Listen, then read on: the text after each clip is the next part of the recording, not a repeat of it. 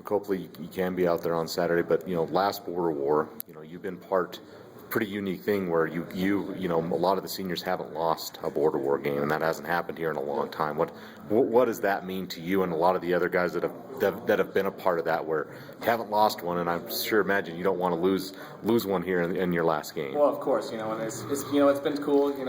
Two of them have been ridiculously close. They have a good program down there, team down south. We're excited to play them. But obviously, no senior wants to lose his fourth and final sweep. Right. So that's what we'll be continuing to go for.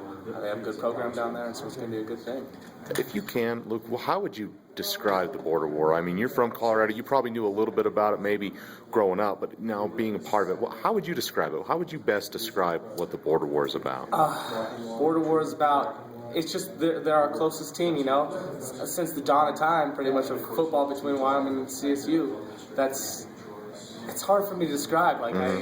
For me, I was a Colorado kid, and I didn't play at a Colorado school. Instead, I played at a Wyoming school, so it's a little bit different for me. But for other guys that come around here, they got to understand that. Back in the day, there used to be some hate between the two teams, and so it's just a really cool tradition to have the bronze boot. It's just a tough team, and it's always one of us could be really, really good, and another one could be really poor, but it doesn't matter because as soon as that game comes on, it always seems to be a close game or a really good game. What's your best border war memory, at least to this point? Last 2 years ago, would have been my sophomore year. We spent them pretty good up here. Got that. Gotcha.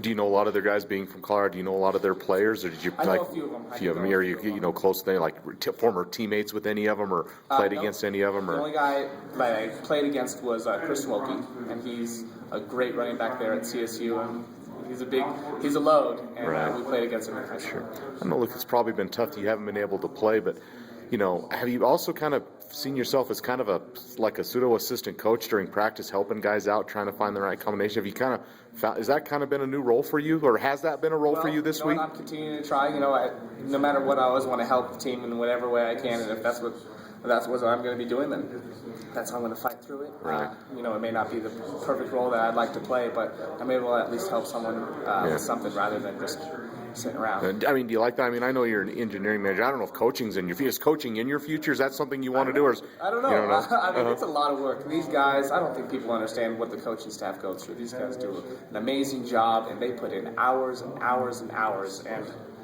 it's definitely a blessing to be able to step back and be like, wow, these coaches put in hundreds of hours. Mm-hmm. These weeks are not 40-hour weeks, I'll tell you that much. Right. Last thing, it's Halloween week. I got to ask you first, what was your favorite costume growing up that you dressed up as for Halloween? What was my favorite costume? Honestly, I didn't really dress up that much as a kid. Okay, fair enough. But favorite Halloween candy? Favorite Snickers. Snickers. That's perfect.